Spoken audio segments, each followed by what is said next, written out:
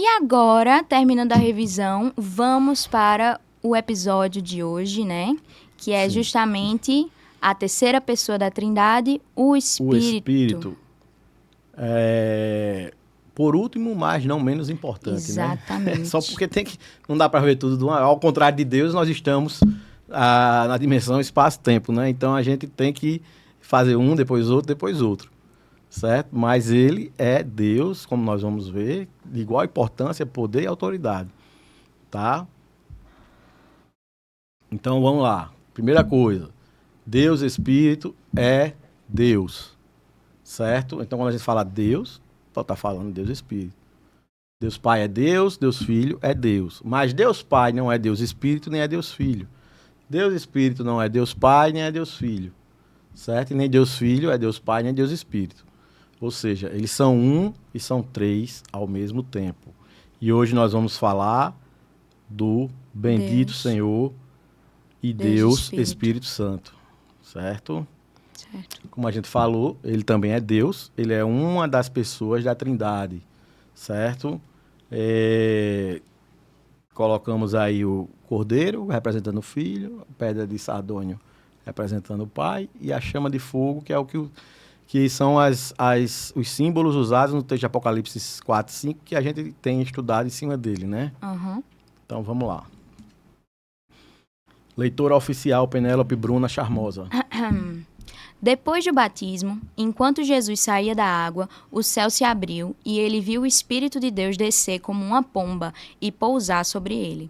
E uma voz do céu disse: Este é o meu filho amado, quem me dá grande alegria. Pronto. Isso é um texto clássico de Mateus, onde Jesus estava sendo batizado lá no Rio Jordão e por João Batista, e estava o Deus Filho na água, o Deus Espírito Santo desce em forma de pomba, certo? Transmitindo paz, serenidade, pureza. Essa pomba é um símbolo de tudo isso. E Deus Pai fala do céu, certo? Apesar de eu ter dito assim que o Filho é o verbo, né? Mas não é que eu estou dizendo, com isso não está implicando em eu dizer que Deus Pai não pode se manifestar e não pode falar, não. Tá entendendo? Deus Pai fala, Deus Pai pode se manifestar, Deus Pai pode fazer o que ele quiser.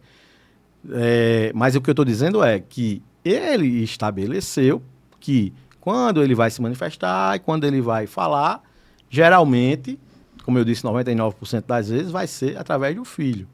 Mas, nesse caso aqui, é um grande exemplo que os três apareceram.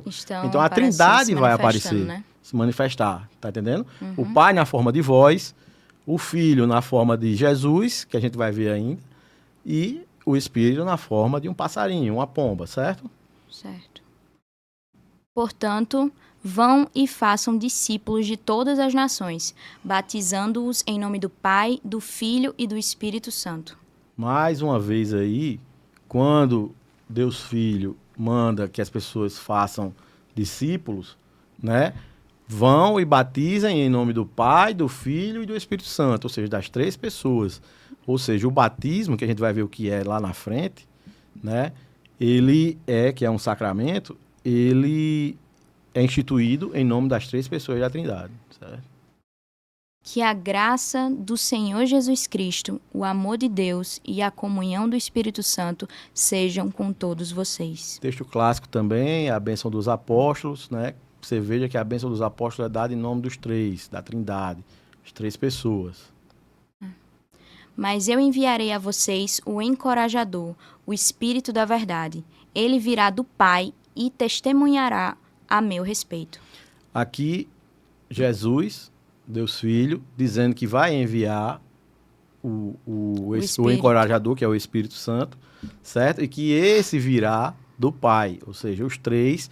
Veja que cada um tem um papel, cada um tem uma função nesse projeto aí que a gente vai ver que vai ser o da redenção, certo? Mas aí é sempre os três trabalhando. Ó. O Filho teve um papel, vai mandar o Espírito que vai ter outra função, e ele vem do Pai que tem outra função também, certo? Uhum. Por meio dele, Cristo, tanto judeus como gentios têm acesso ao Pai, em um só Espírito. Pronto. Por meio de Cristo, nós temos acesso ao Pai em um só Espírito. certo? Ou seja, o Espírito Santo, por meio de Cristo, por meio do que Cristo fez por nós, que é o que a gente vai ver, certo? Nós temos acesso ao Pai. Por meio do Espírito Santo. Exatamente. Em um só Espírito. Ou seja, porque ele está falando aqui tanto judeus como gentios, certo? Então, ou seja, não existe mais divisão entre judeus e gentios. Essa divisão foi quebrada por Jesus, que a gente vai ver, e existe um só Espírito que vai habitar em judeus e gentios e que vai nos dar acesso... Após o sacrifício de Jesus, Sim. Né? Que a gente vai ver mais lá na frente. Lá na frente. Sendo que a minha pergunta é, se tudo que ele estava falando aí, o Espírito Santo é Deus também, Sim. certo? Parte da Trindade. Sendo que tudo que a gente leu até agora é a função do Espírito Santo depois... O que é? Nada. Vá, pergunta. A função do Espírito Santo depois da vinda de Jesus, né? E aí eu queria saber a função do Espírito Santo antes, né? Sim. Na verdade, eu estou provando aqui, através desses textos, que ele também ele é faz Deus. parte da Trindade e que ele também é Deus. Sim. E aí alguns textos... Acho que ficou bem claro, né? Alguns textos falam da função dele, né? Algumas coisas que ele faz depois lá na redenção, certo? Mas o que eu estou querendo frisar nesse momento, o que a gente precisa entender agora é porque assim, eu estou usando os textos da Bíblia, da Revelação, e esses textos é óbvio que eles estão enquadrados dentro de um contexto, certo? E às vezes eu não falo esse contexto que o texto está enquadrado. Isso vai ser visto posteriormente, muitas vezes. Mas esse texto também serve para expressar, por exemplo, que o Espírito Santo é Deus, que Jesus é Deus. Então eu enfatizo a questão do tema do episódio. Sim. Certo? Mas nesse mesmo texto, existem outras questões que podem ser abordadas. Certo? Mas assim, respondendo sua pergunta, o Espírito Santo, a gente vai ver ainda aqui. Ele também teve parte ativa. ativa na criação. Era isso que eu vai saber. ter parte ativa na redenção, na história. Ele vai ter parte ativa tanto no período da lei, como no período da graça, vai ter parte ativa no julgamento, vai ter parte ativa em todas as áreas, desde a criação até o final. Então, né, para mim e para você, se você quiser saber as cenas dos próximos capítulos, já compartilha, se inscreve, né? Primeiro se inscreve para não perder, ativa o sininho e compartilha com uma pessoa que esse conhecimento é de extrema importância, né? Principalmente para a gente cristão e para todas as pessoas, né? O Espírito Santo, nós vamos ver que o Pai, é exatamente o de hoje. O Pai projetou, o Filho executa e o Espírito Santo é como se fosse o agente. A pessoa, aquele que, por exemplo, o pai fez o projeto, como eu dei o exemplo do engenheiro. O pai fez o projeto, o filho é o engenheiro que executa o projeto, e o Espírito Santo é como se fosse assim.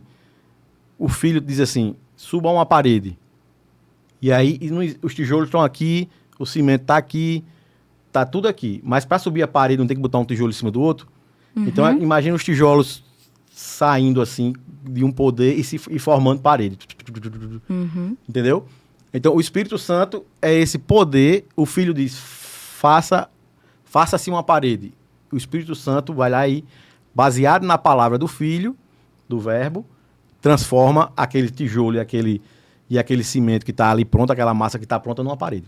Sim. Mas não precisa de um poder, de uma força, não precisa de alguém que faça, que, como se diz, bota a mão na massa. Quem vai botar é o Espírito Santo. Sim.